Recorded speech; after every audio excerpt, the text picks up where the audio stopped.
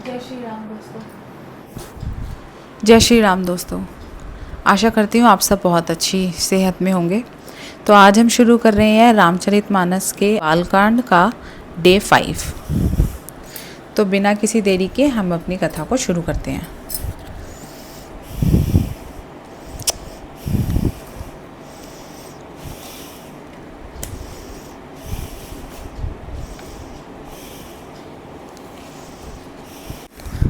चैत्र मास की नवमी तिथि मंगलवार को श्री अयोध्या जी में यह चरित्र प्रकाशित हुआ। जिस दिन श्री राम जी का जन्म होता है, वेद कहते हैं कि उस दिन सारे तीर्थ वहाँ श्री अयोध्या जी में चले आते हैं। असुर, नाग, पक्षी, मनुष्य, मुनि और देवता सब अयोध्या जी में आकर श्री रघुनाथ जी की सेवा करते हैं। बुद्धिमान लोग जन्म का महोत्सव मनाते हैं और श्री राम जी की सुंदर कार्तिकी कीर्ति का गान करते हैं। सज्जनों के बहुत से समूह उस दिन श्री सूर्य जी के पवित्र जल में स्नान करते हैं और हृदय में सुंदर श्याम शरीर श्री रघुनाथ जी का ध्यान करके उनके नाम का जप करते हैं। वेद पुराण कहती है कि श्री सूर्य जी का दर्शन, स्पर्श, स्नान और जलपान पापों को हरता है। यह नदी बड़ी ही पवित्र है। इसकी महिमा अनंत है, जिसे विमल बुद्धि वाली सरस्वती जी भी नहीं कर सकती। यह शोभायमान अयोध्यापुरी श्री रामचंद्र जी के परम धाम की देने वाली है। सब लोकों में प्रसिद्ध और अत्यंत पवित्र है। जगत में अंडज, स्वदेज, उपधिज और जरायुज चार खानी प्रकार के अनंत जीव हैं। इनमें से जो कोई भी अयोध्या जी में शरीर छोड़ते हैं, वे फिर संसार में नहीं आते। इस अयोध्यापुरी को सब प्रकार से मनोहर, सब सिद्धियों की देने वाली और कल्याणकारी खान समझकर मैंने इस निर्मल कथा का आरंभ किया, जिसके सुनने से काम, मद और दंभ नष्ट हो जाते हैं। इसका नाम रामचरितमानस है, जिसके कानों से सुनते ही शांति मिलती है। मन रूपी हाथी विषय रूपी दावन नल में जल रहा है, वह यदि इस रामचरितमानसी रूपी सरोवर में आ पड़े तो सुखी हो जाएगा। यह रामचरितमानस मुनियों का प्रिय है। इस सुहावने और पवित्र मानस की शिवजी ने रचना की। यह तीनों प्रकार के दोषों, दुखों और दरिद्रता को तथा कलयुगी को कुचालों और सब पापों का नाश करने वाला है। श्री महादेव जी ने इसको रचकर अपने मन में रखा था और सुअवसर पाकर पार्वती जी से कहा। इसी से शिवजी ने इसको अपने हृदय में देखकर और प्रसन्न होकर इसका सुंदर रामचरितमानस नाम रखा। मैं उसी सुख देने वाली सुहावनी राम कथा को कहता हूँ। हे सज्जनों, आदर पूर्वक मन लगाकर इसे सुनिए। यह रामचरितमानस जैसा है, जिस प्रकार बना है और जिस हेतु से जगत में इसका प्रचार हुआ, अब वही सब कथा मैं श्री उमा महेश्वर का स्मरण करके कहता हूँ। श्री शिवजी की कृपा से उसके हृदय में सुंदर बुद्धि का विकास हुआ, जिससे है तुलसीदास श्री रामचरितमानस का कवि हुआ। अपनी बुद्धि के अनुसार तो वह इसे मनोहरी बनाता है, किंतु फिर भी हे सज्जनों, सुंदर चित्त से सुनकर इसे आप सुधार लीजिए। सुंदर बुद्धि भूमि है, हृदय ही उसमें गहरा स्थान है। वेद पुराण समुद्र हैं और साधु संत मेघ हैं। वे श्री राम जी के सुयश रूपी सुंदर, मधुर, मनोहर और मंगलकारी जल की वर्षा करते हैं। सगुण लीला का जो विस्तार से वर्णन करते हैं, वही राम सुयशी रूपी जल की निर्मलता है, जो मल का नाश करती है और जिस प्रेम भक्ति का वर्णन नहीं किया जा सकता। वही इस जल की मधुरता और सुंदर शीतलता है। वह राम सुयशी रूपी जल सत्कर्मी रूपी दान के लिए हितकार है और श्री राम जी के भक्तों को तो जीवन ही है। वह पवित्र जल बुद्धि रूपी पृथ्वी पर गिरा और सिमटकर सुहावने कान रूपी मार्ग से चला और मानस रूपी श्रेष्ठ स्थान में भरकर वहीं स्थिर हो गया। वही पुराना होकर सुंदर, रुचिकर, शीतल और सुखदायी हो गया। इस कथा में बुद्धि से विचार कर जो चार अत्यंत सुंदर और उत्तम संवाद रचे हैं, वही इस पवित्र और सुंदर सरोवर के चार मनोहर घाट हैं। 7 कांड ही इस मानस सरोवर की सुंदर 7 सीढ़ियाँ हैं, जिनको ज्ञान रूपी नेत्रों से देखते ही मन प्रसन्न हो जाता है। श्री रघुनाथ जी की निर्गुण और निर्बाध महिमा का जो वर्णन किया जाएगा वही इस सुंदर जल की अथाह गहराई है। श्री रामचंद्र जी की और सीता जी का यश अमृत के समान जल है। इसमें जो उपमाएं दी गई हैं वह तरंगों का मनोहर विलास है। सुंदर चौपाइयाँ ही इसमें घनी फैली हुई पुरैन हैं और कविता की युक्तियाँ सुंदर मणि उत्पन्न करने वाली सुहावनी सीपियाँ हैं। जो सुंदर छंद, सोरठे और दोहे हैं वही इसमें बहुरंगे कमलों के समान सुशोभित हैं। अनुपम अर्थ, ऊंचे भाव और सुंदर भाषा ही पराग, मकरंद और सुगंध है। सत्कर्मों के पुंज भौरों की सुंदर पंक्तियाँ हैं। ज्ञान, वैराग्य और विचार हंस हैं। कविता की ध्वनि, वक्रोक्ति, गुण और जाति ही अनेकों प्रकारी मनोहर मछलियाँ हैं। अर्थ, धर्म, काम, मोक्ष ये चारों ज्ञान विज्ञान का विचार के कहना, काव्य के 9 रस, जप, तप, योग और वैराग्य के प्रसंग, ये सब इस सरोवर के सुंदर जलचर जीव हैं। सुकृति जनों के, साधुओं के श्री राम नाम के गुणों का गान ही विचित्र जल पक्षियों के समान है। संतों की सभा ही इस सरोवर के चारों ओर की अमराई आम की बगीचियां हैं और श्रद्धा वसंत ऋतु के समान कही गई है। नाना प्रकार से भक्ति का निरूपण और क्षमा, दया तथा दम लताओं के मंडप है। मन का निग्रह, यम, नियम ही उनके फूल हैं। ज्ञान फल है और श्री हरि के चरणों में प्रेम ही इस ज्ञान रूपी फल का रस है, ऐसे वेदों ने कहा है। इस रामचरितमानस में और भी जो अनेक प्रसंगों की कथाएं हैं वे ही इसमें तोते, कोयल आदि रंग बिरंगे पक्षी हैं। कथा में जो रोमांच होता है वही वाटिका, बाग और वन है, और जो सुख होता है वही सुंदर पक्षियों का विहार है। निर्मल मन ही माली है जो प्रेम रूपी जल से सुंदर नेत्रों द्वारा उनको सींचता है।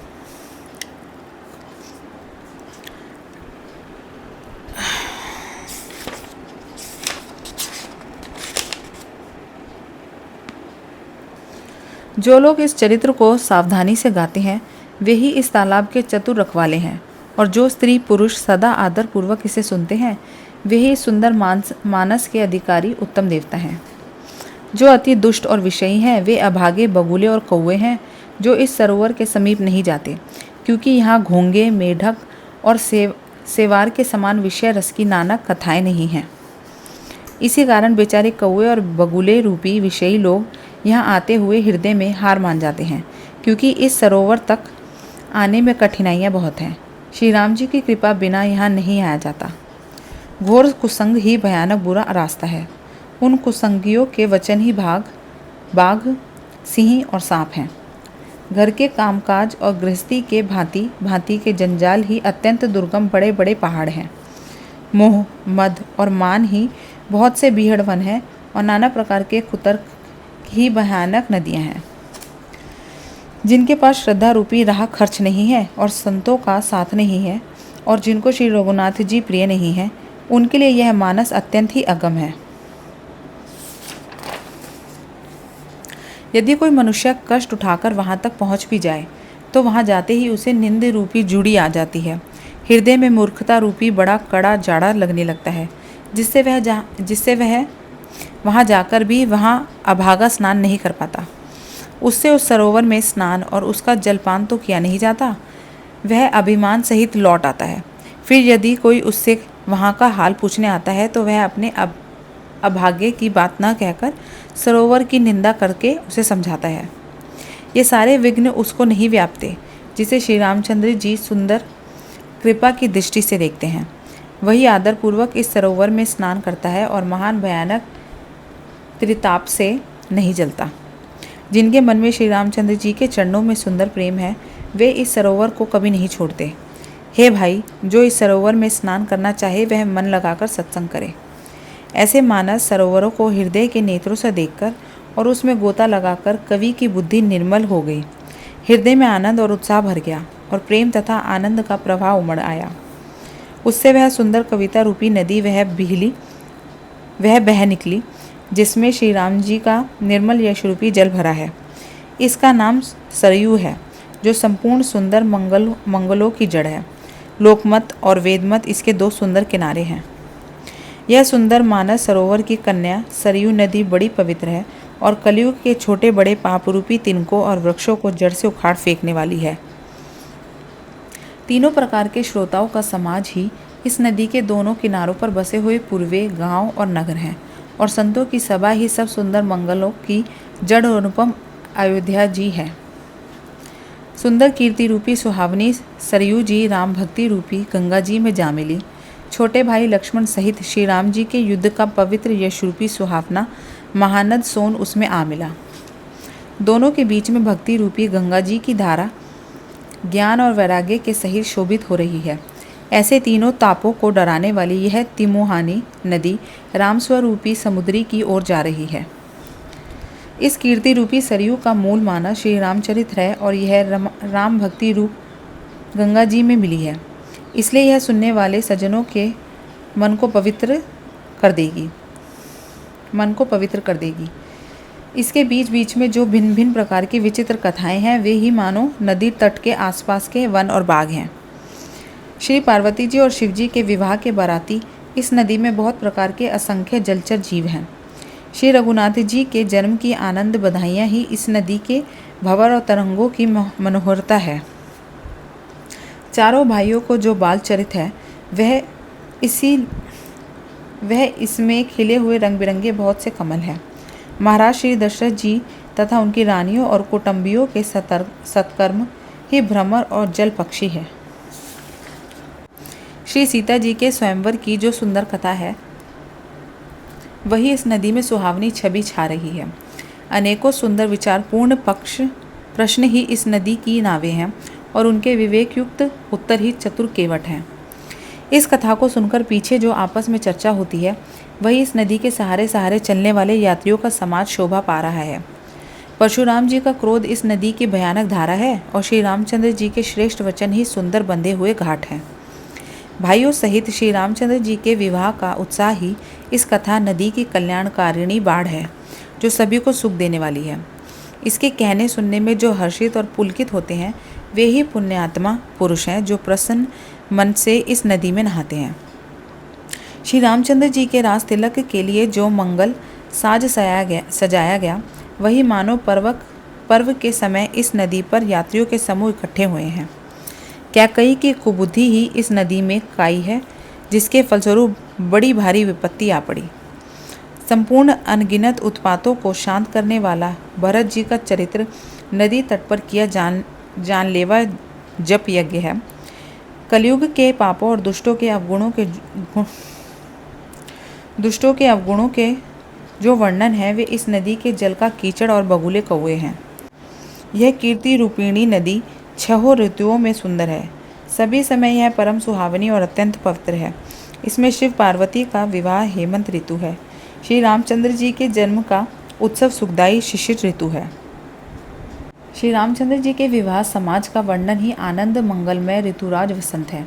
श्री राम जी का वनगमन दुस्सह ग्रीष्म ऋतु है और मार्ग की कथा ही कड़ी धूप और लू है। राक्षसों के साथ घोर युद्ध ही वर्षा ऋतु है जो देवकुल रूपी धान के लिए सुंदर कल्याण करने वाली है। रामचंद्र जी के राज्यकाल का जो सुख विनम्रता और बड़ाई है वही निर्मल सुख देने वाली सुहावनी शरद ऋतु है।